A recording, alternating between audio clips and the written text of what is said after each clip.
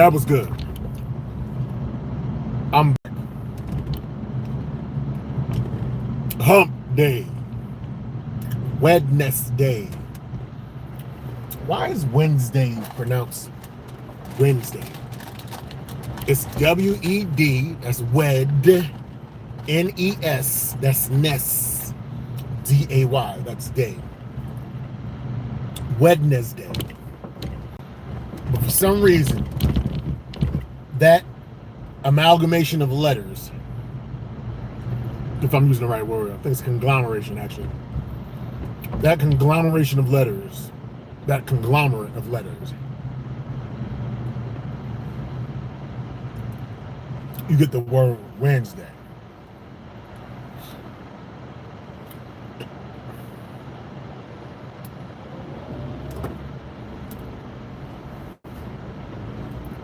My bad, y'all.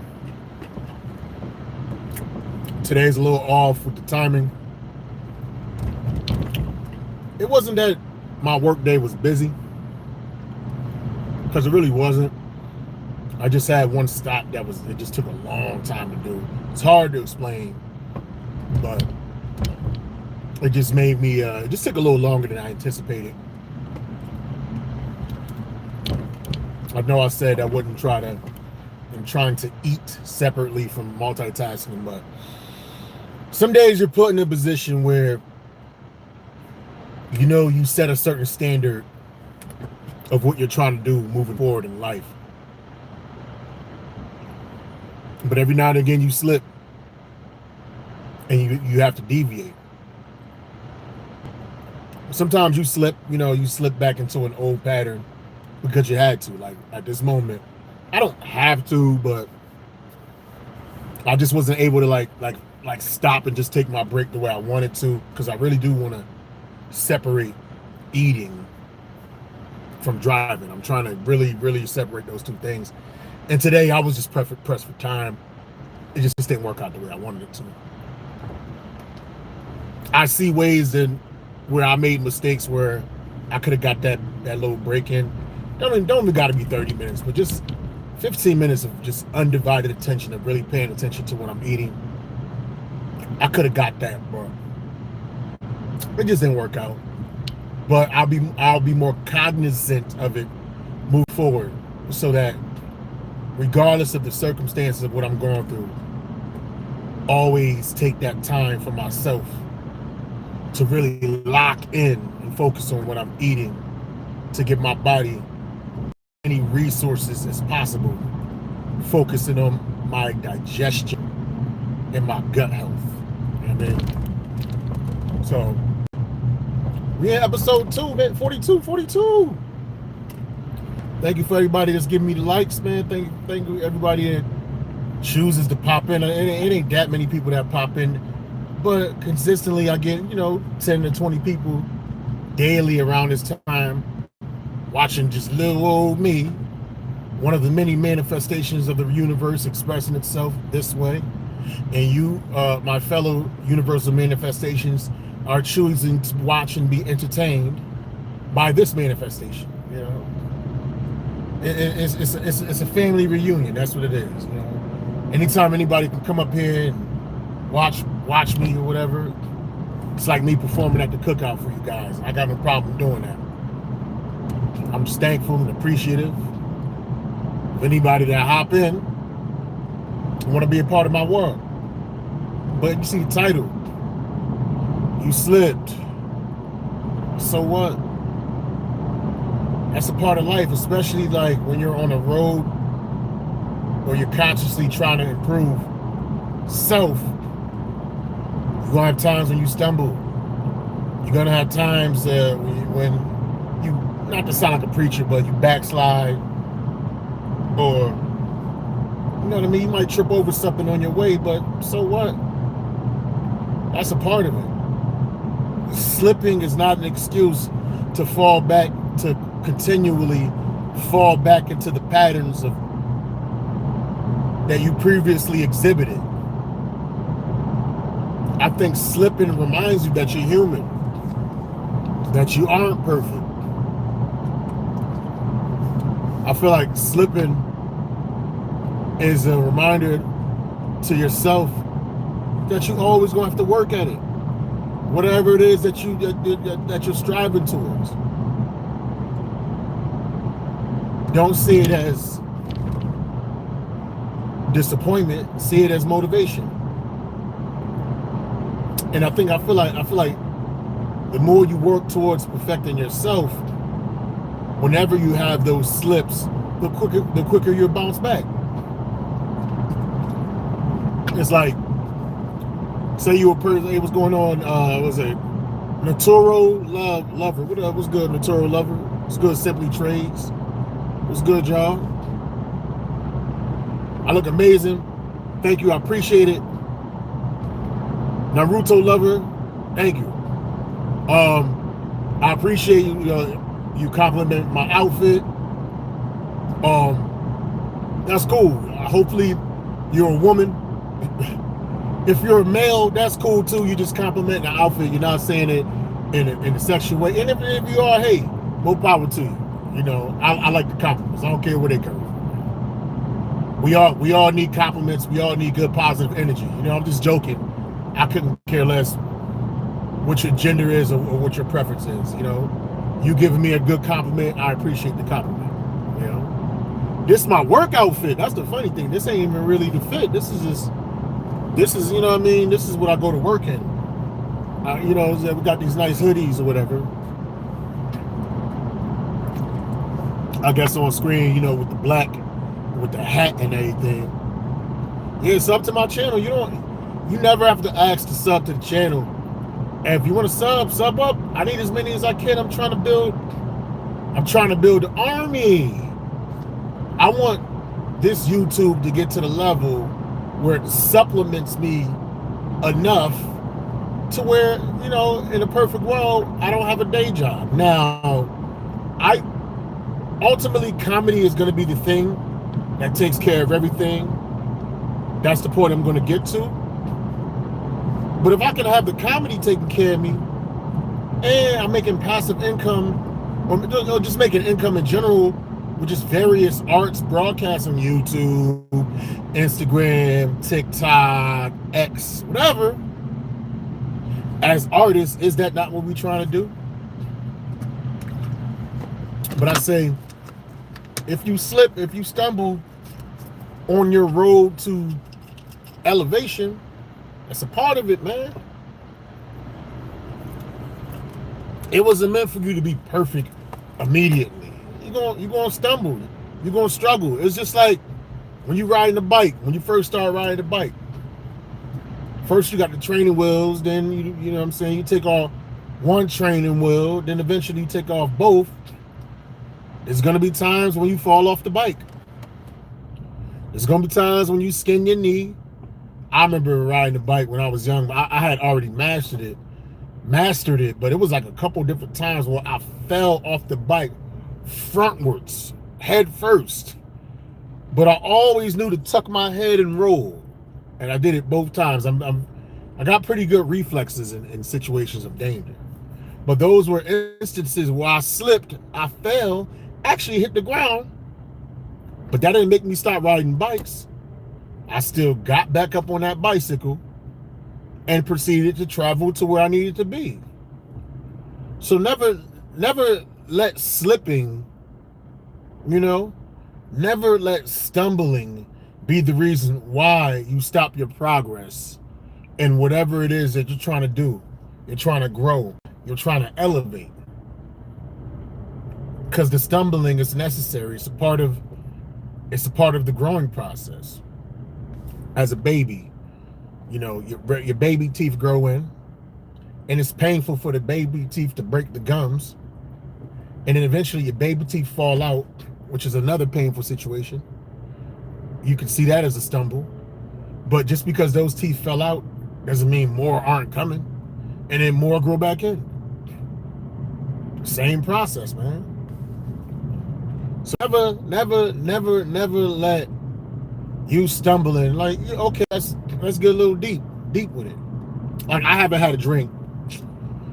I haven't touched alcohol since June of 2019. And I'm pretty good with it. When it comes to alcohol, I've quit. This is my third time quitting alcohol. I quit once in 2012 when my grandmother passed away. So I quit as a dedication to her for a year. Then I started drinking, getting like crazy. Then I quit again at the end of 2017. No. Yeah, I quit at the end of 2017 to lose weight, and then I started drinking again. Yeah, whatever. Then I quit again for good. I quit again for good 6 years ago. But for those that quit, you know what I'm saying, like they trying to do good. They don't want to drink anymore. They may slip up and have a shot. Feel bad about it. You should feel bad about when you make a mistake or when you stumble on your road to progress, because you don't want to just brush it off like it's not serious. It's still a serious deal if you stumble or you backslide when you're trying to elevate. So still recognize the seriousness. I can't even talk right now. Still recognize the seriousness of the mistake you made, but also see it in the perspective of the lesson that you learned for the next time you slip. And you're gonna slip. You're always gonna slip. The whole thing. You're gonna get knocked down. You're gonna fall.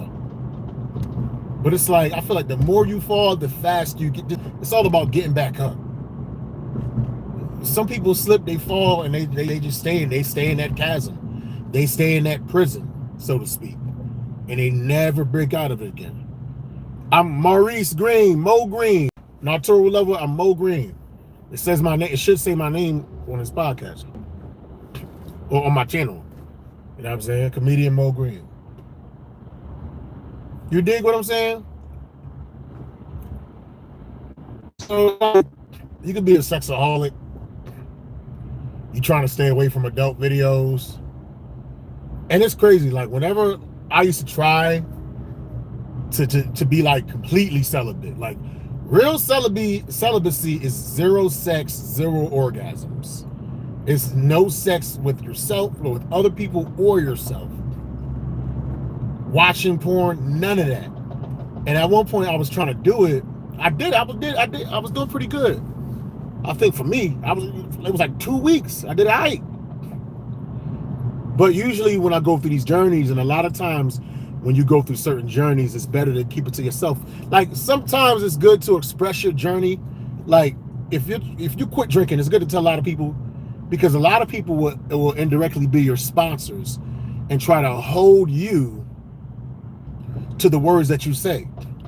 Like, you could be like, you ain't drinking 6 months, and then all of a sudden you're trying to sneak and have a drink, and they see you, hey, you having a drink? I thought you were sober, so you don't want to be a liar, so you got to live up to that. But other instances, like the sex thing, saying you celibate and you a man, and women think you're attractive. Yo, man, it was rough. I used to express my celibacy, and I was like, complete celibacy, no porn, no masturbation, no nothing. And this bad chick was inboxing me. She had a boyfriend and everything. Kept inboxing me, just curious about why I was choosing such a journey in the path. And then she would just drop sexual innuendo hints. And I'm talking about beautiful Puerto Rican girl, big curly hair, nice headlights, if you know what I mean. Fine, real pretty, big lips. Oh my God, bad. Dating a popular dude, man. Telling, we were having conversations behind the scene, and she would and my dumb ass, I deleted that entire. She like convinced me to delete that whole thread, whatever. But I'm like jumping ahead in this story.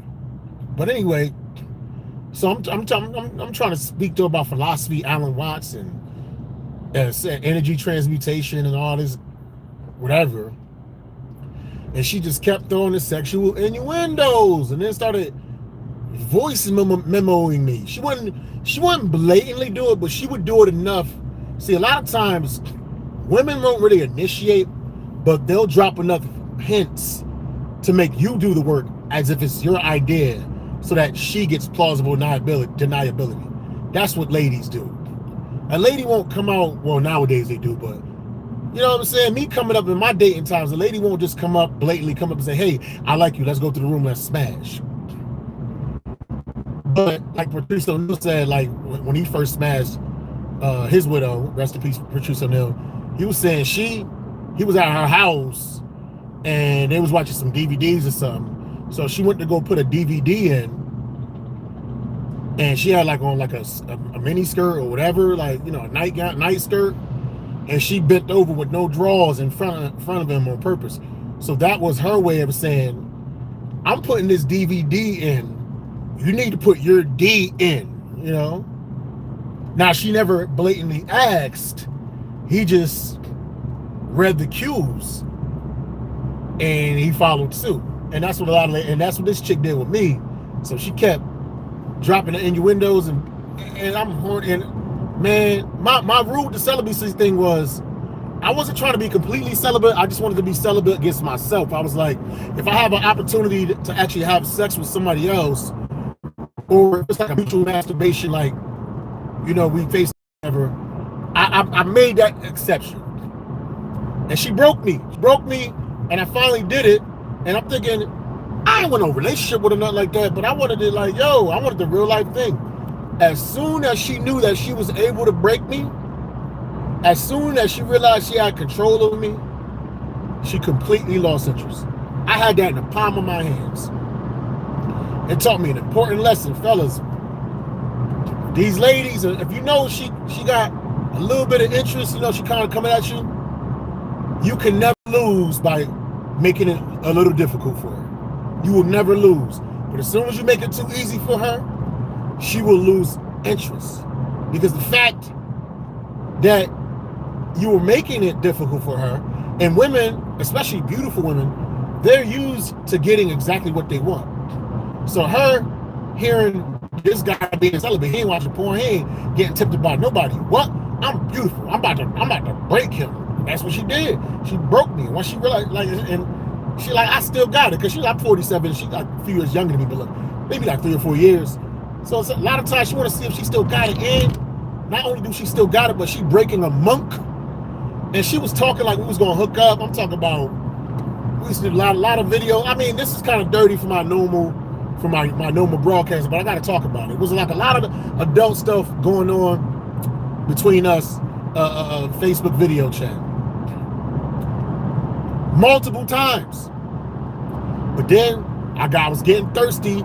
I wasn't liking her, thinking I was gonna have a relationship, but I've been a side dude to various women's for the past 20-something years. So I thought that was gonna be another bride to be added to the roster. You know what I'm saying? And I was gonna be her side guy. You know what I mean? Somebody I could just step in, pat, but not worry about the burden of a relationship. I thought that's what it was gonna be. Soon as she realized that she had me, the interest went completely flatline for her. But for me, I was like, oh, you know what I'm saying? And at the time, this is early 2002, I just broke up with my ex, but this had nothing to do with it. I broke up with my ex at that time. If this was January, I broke up with her October, November, December, January. I broke up with her like 3 months before that. And you know what I'm saying? And I smashed chicks here and there. Nothing consistent, but at that particular time, early 2002, I was just going through a major dry spell, man. I wasn't getting no buns. And like I said, I just came to the point, you know what? I'm not worried about no buns. I'm not even worried about doing nothing with myself. I'm just going to focus, work out, get in shape, work on these jokes, whatever. She broke me, yo. We phone sex and all that. I hadn't looked at porn in like 2 weeks. Now she played hard to get or whatever. So now the beast is back. The werewolf has been reignited.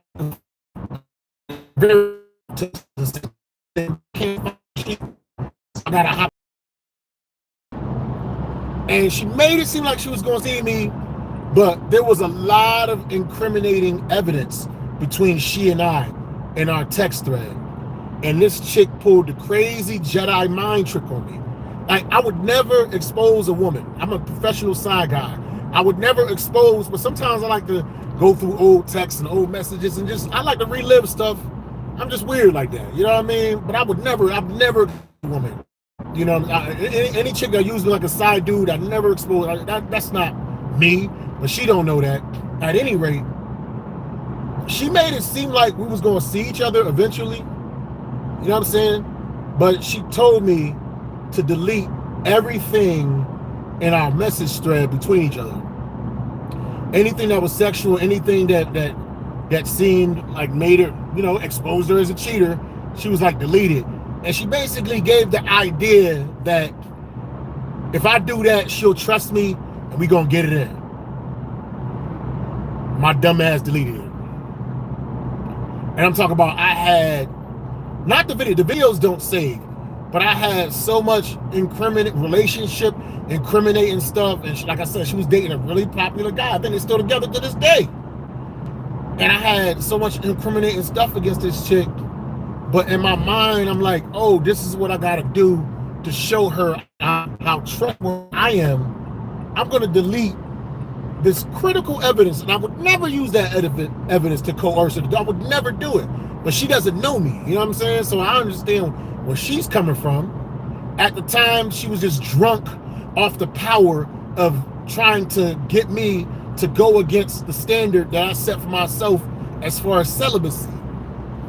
Once she reached her goal, she was done. Like, her interest completely changed. And fellas, a lot of fellas, we like that. We interested in a chick, we want to get with her, we interested. Then as soon as we smash, as soon as we reach and attain our goal, no more interest. And that's what she did with me, man. And so I deleted her off Facebook and stuff like that. I'm like, whatever, man, you gonna be like that? I got no reason to talk to you no more. And then it's crazy because I saw her a couple years after that. She was at my comedy show, one of my comedy shows. I kept it cordial. And then she gonna try to gaslight me because she was with her homegirl. She said, oh, Mo Green, he be on some funny stuff. I don't think she said I deleted her for no reason, but he be on some funny stuff. I'll be on some funny stuff? After I was minding my business, trying to be celibate, and I say all that, that's why I say, if you're trying to make certain plans for yourself and standards, not everything need to be put out there, because a lot of people will try to test you. And if you don't got the mental fortitude, sometimes you're going to break, sometimes you're going to fall. Just keep certain plans and things to yourself. That was a major stumble for me at that particular time. But I went through that situation, and I went through a couple of other BS situations with females on and off for the whole 2022. And it took until almost like the summer of 2023 when I just had an epiphany about women. I just started seeing women in a totally different light. I stopped chasing them. I stopped worrying about them. I started only worrying about women that were worried about me. If it's really loud, I apologize because it's raining hard. And I came up with this philosophy: love who loves you. If she not giving you all the energy and the attention from day one, she not the one. And I swear, when I started applying that to my life, it made me totally just not pay attention to women that wasn't really paying attention to me. And if they wasn't really giving me all the energy up front and all the interest, I feel like I don't got to talk to nobody no more. I don't got to try anymore. I can get any woman that I want because I only want the women that want me. That I'm attracted to. Yes, it's the rain. It's the rain. I'm sorry. It's raining. My apologies. It's raining, and there's really nothing I could do about it. I apologize. That's why I'm trying to talk a little bit louder, though. I'm sorry. But yeah, I only want women that want me, that I'm attracted to. Anybody else, if I gotta convince you, make you figure out why you should like me and why you should know. I want that chemical reaction from you. As soon as you notice me, if that chemical reaction ain't happening, making you drop your guard and just trust me immediately, I don't want you. And that's the philosophy I started living by. And literally, not even 9 months after me having that mindset, It's raining hard, yo. I met my girlfriend, man. I met the love of my life. Yeah, man. Yeah, it's raining Fortnite, man. What up, man? What's good? It's raining right now. Yeah, after that, I met the love of my life, man. We've been together ever since. And it's funny, because I matched with the love of my life. I want to say I matched with her in 2022. We spoke a little bit. It seemed like it was definitely chemistry. But she wound up dating somebody else. Like, she wound up dating somebody else that... She wound up spinning the block on somebody. And then shortly after that, I met somebody. So it was just a timing thing. And it's funny because when me and my girl, we matched again in like March of 2024 on Hinge. She gave me her phone number. She looked familiar. I knew I matched with her before, but I forgot that I had her number because since I matched with her in 2022, I had a girlfriend and I had, just been with my shared women. So it's easy to kind of just forget people or whatever.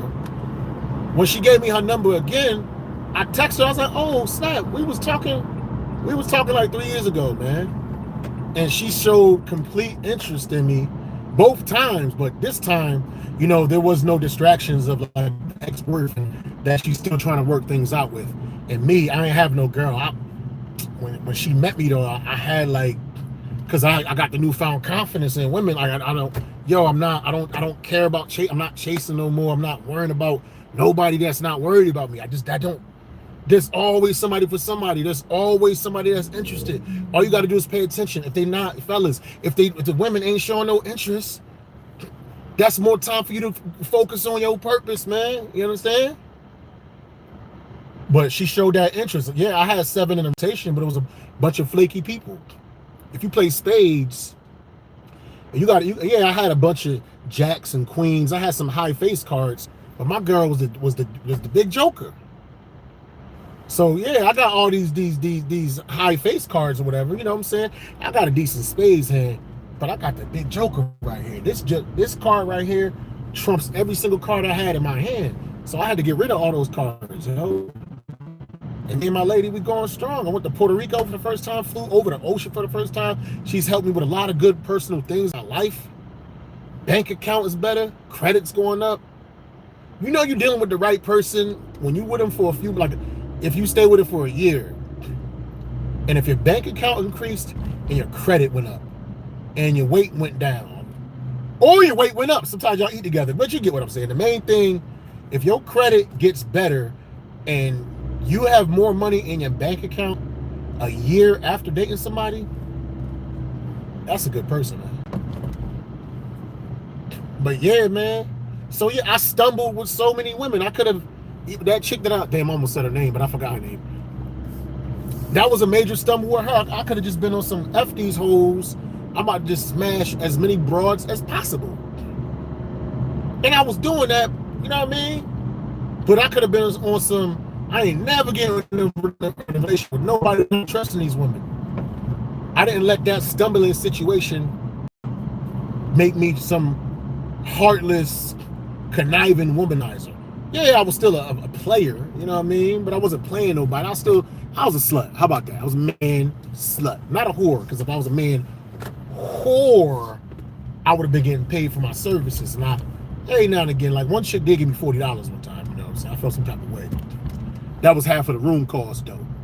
You know what I'm saying? A couple of chicks they would go half on a dinner, but one no chick give me $150, $200, $300 for 30 minutes. That wasn't nothing like that happening. So I was with multiple women in 2023 to 2024 until, you know what I'm saying? So I wasn't no whore because I want to make no money. I was just a slutty man. I was a slutty man. But I didn't let all my bad situations, bad like instances with women, those are stumbling situations. I didn't let that define me or define my attitude towards women. I stumbled. So what? Still kept it moving. Now with a fantastic woman. And if God forbid, whatever it ended, it ends for whatever reason, you know what I'm saying? Because you got to keep that in perspective because everything ends, you know what I'm saying? Even if the relationship don't end, one of us going to die before the other one. The only time we're gonna both die at the same time is if we're in a car accident, or I'm on some Chris Benoit. I just get pissed off, and you know what I mean. And if you know what Chris Benoit did, that was wild. You know what I mean? Yeah. If I can't have you, nobody gonna have you. I'm taking out you, the family, and the dog, and I'm burning down the house. Imagine if the heaven, the pearly gates, and all that existed, and you somebody that took your whole family life, and they like, why should we let you in here? You killed your whole family, Mr. Ben. Why should we let you through these gates? My family was possessed by the devil. And I was like, yeah, you're right. They was possessed. And they just let them right in heaven. That's crazy. Yeah. That'd be an awkward conversation, man. That'd be an awkward. He said, them demons tricked you. That wasn't your family was fine, bruh. Your family was A-okay. You didn't have to take out the family. You took out your wife, the kids. You could at least let the dog live. What the dog got to do? The dog just a dog. What the dog got to do with anything? You taking out the dog life too? So yeah, God forbid it ends. Say it ends or whatever. We decide to go our separate ways. I know what love really feels like, and I know what it feels like to really, really be appreciated. So I have a standard. Like being in a good relationship, it just raises your standards overall. It's like if you was going to fast food joints and whack restaurants with like 3-star ratings, and then all of a sudden you started doing the 4-star, the 5 stars, Michelin ranked star restaurants. You can't go back to that crappy food, man. Your standard has risen. My standards have risen with women, with people, with everything. I think the more you elevate mentally, your standards rise across the board. The foods I eat, yes, I bought the Girl Scout cookies, but for the most part, I don't buy processed cookies anymore. They have to be freshly baked. I don't do processed cakes and pies. They have to be freshly baked. I don't even do juices. I don't drink juice that much anymore. You know what I'm saying? I eat fruit. You know what I mean? I drink water with electrolytes. I listen to a lot of meditation. Now, granted, I still watch YouTube. I like to listen to a little bullshit. That's like, if I'm listening to podcasters talking about relationships or just, Tommy Sotomayor, Star Report, Joe Rogan, even though I think he's deep. A lot of people don't give Joe Rogan credit. It's a lot of people that just hate on him and just think he's just some right-wing nut.